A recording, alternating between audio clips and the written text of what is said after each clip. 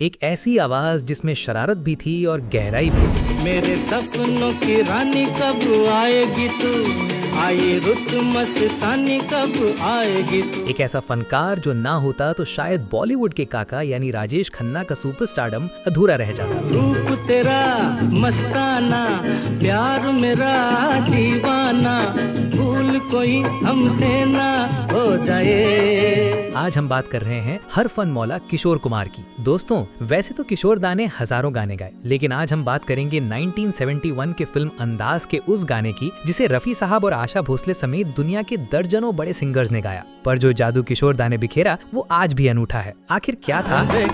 एक सफर है सुहाना, यहाँ कल क्या हो किसने जाना। के पीछे का वो राज। 1971 की फिल्म अंदाज, मुख्य अभिनेता थे शम्मी कपूर, लेकिन महफिल लूट ले गए राजेश खन्ना, जो फिल्म में सिर्फ 10 मिनट के लिए थे। इस 10 मिनट के जादू के पीछे सबसे बड़ा हाथ था संगीतकार शंकर जयकिशन और हसरत जयपुरी के लिखे बोलों का। लेकिन क्या आप जानते हैं, ये गाना सिर्फ किशोर कुमार का ही नहीं था। इसके 3 अलग अलग वर्जन रिकॉर्ड किए गए थे और हर वर्जन में एक अलग एहसास झलकता है। किशोर कुमार ने इसे मस्ती और अपनी खास योडलिंग के साथ गाया।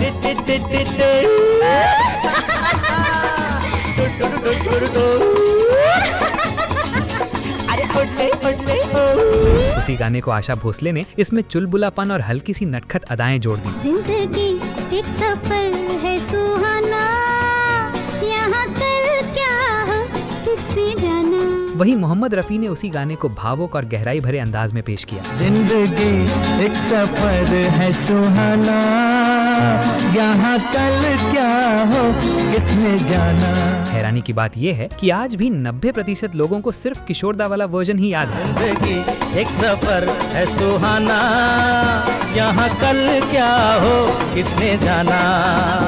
यहाँ तक कि खुद आशा ताई, जो किशोर दा को अपना आइडल मानती हैं, उन्होंने भी इस बात को स्वीकार किया है। अक्सर लोग तुलना करते हैं कि अगर रफी साहब पूरा गाना गाते तो क्या होता, लेकिन संगीत के जानकारों का मानना है कि रफी साहब ने इस गाने का सैड वर्जन गाया था, जो फिल्म की सिचुएशन के हिसाब से था। जिंदगी एक सफर है सुहाना, यहाँ कल क्या हो किसने जाना। वहीं किशोर दा की योडलिंग ने इस गाने को एंथम बना दिया।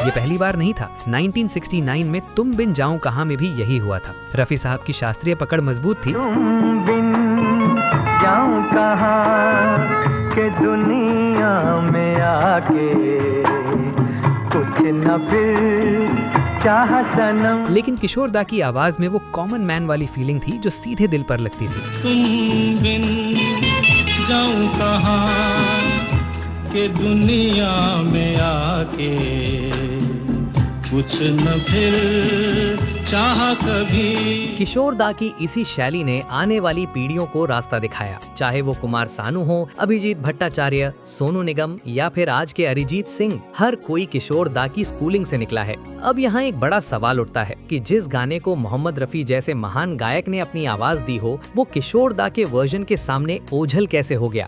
दरअसल फिल्म अंदाज में रफी साहब ने इस गाने का सैड वर्जन गाया था। जिंदगी एक सफर है सुहाना, यहाँ कल क्या हो किसने जाना। जहाँ किशोर दा की आवाज में कल की चिंता न करने वाली मस्ती थी। जिंदगी एक सफर है सुहाना, यहाँ कल क्या हो किसने जाना। वहीं रफी साहब की आवाज में एक ठहराव और दार्शनिक दर्द था, लेकिन जनता उस दौर में राजेश खन्ना के साथ झूमना चाहती थी और किशोर दा की योडलिंग ने वो काम कर दिखाया जो दुनिया का कोई और गायक नहीं कर सकता था।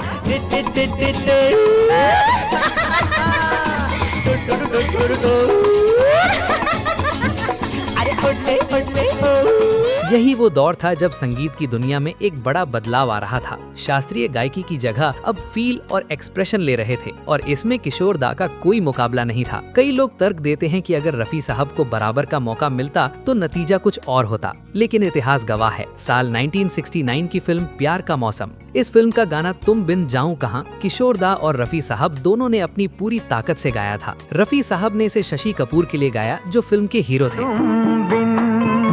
जाऊं कहां के दुनिया में आके, कुछ न फिर चाहा सनम। लेकिन किशोर दा ने जब इसे गाया तो उनकी आवाज में जो रूह थी उसने चार्ट बस्टर्स में रफी साहब के वर्जन को पीछे छोड़ दिया। तुम बिन जाऊं कहाँ के दुनिया में आके, कुछ न फिर चाहा कभी। आज भी जब आप रेडियो या यूट्यूब पर ये गाना सर्च करते हैं तो किशोर दा का वर्जन ही सबसे ऊपर आता है। ये किशोर दा की महानता का सबसे बड़ा सबूत है कि उन्होंने बिना किसी औपचारिक ट्रेनिंग के संगीत के सम्राटों के बीच अपनी जगह बनाई। यही वजह है कि आज की पीढ़ी के हर बड़े गायक के भीतर कहीं न कहीं किशोर कुमार बसते हैं। इसका सबसे बड़ा उदाहरण कुमार सानू है, जिन्होंने साल 1993 में एक ही दिन में 28 गाने रिकॉर्ड करके गिनीज वर्ल्ड रिकॉर्ड बना दिया था। सानू दा हमेशा गर्व से कहते हैं कि इतनी ऊर्जा और नामुमकिन को मुमकिन करने का जज्बा उन्हें अपने गुरु किशोर दा की गायकी से ही मिला था। इतना ही नहीं, अभिजीत भट्टाचार्य की गायकी में आज भी हमें वही शरारत और नटखटपन सुनाई देता है जो कभी किशोर दा की पहचान हुआ करती मैं थी। कोई ऐसा गीत गाऊं कि आरज़ू जगाऊं अगर तुम कहो। यहाँ तक कि आज के दौर के सबसे बड़े गायक अरिजीत सिंह और सोनू निगम भी जब मंच पर खड़े होकर किशोर दा का कोई गाना छेड़ते हैं, जले मन तेरा भी किसी के मिलन को, अनामिका तू भीतर से मेरी भीगी भीगी सी, मैं वो झुम झुम झुम झुम झुम मन की मैं ये प्यार का गीत सुनाता चला। तो उनकी आवाज में एक अलग तरह का समर्पण और आंखों में वो खास सम्मान साफ दिखता है। ये साबित करता है कि किशोर दा सिर्फ एक गायक नहीं बल्कि आने वाली हर पीढ़ी के लिए संगीत की एक पूरी पाठशाला है। फ्रांस के पास्कल हेनी से लेकर जिंदगी एक सफर है सुहाना, यहाँ कल क्या हो किसने जाना, हमारे अपने सोनू निगम तक। जिंदगी एक सफर है सुहाना, यहाँ कल क्या हो किसने जाना। जिंदगी एक सफर है सुहाना को हजारों बार गाया गया है, लेकिन जब किशोर दा की वो यॉडलिंग यानी उड़ले उड़ले कानों में गूंजता है, अरे उड़ले उड़ले अरे इड़ले इड़ले तो ऐसा लगता है जैसे समय ठहर गया हो। अंत में बात सिर्फ एक गाने या एक पुरस्कार की नहीं है। भले ही उस साल फिल्म फेयर का अवार्ड मन्ना डे साहब को फिल्म मेरा नाम जोकर के कालजयी गीत ए भाई जरा देख के चलो, आगे ही नहीं पीछे भी, दाएं ही नहीं बाएं भी, ऊपर ही नहीं नीचे भी के लिए मिला हो। लेकिन आज 50 साल बाद भी जब कोई गाड़ी की खिड़की से बाहर हाथ निकालकर हवाओं को महसूस करता है तो उसके होठों पर वही तराना होता है। जिंदगी एक सफर है सुहाना, यहाँ कल क्या हो किसने जाना।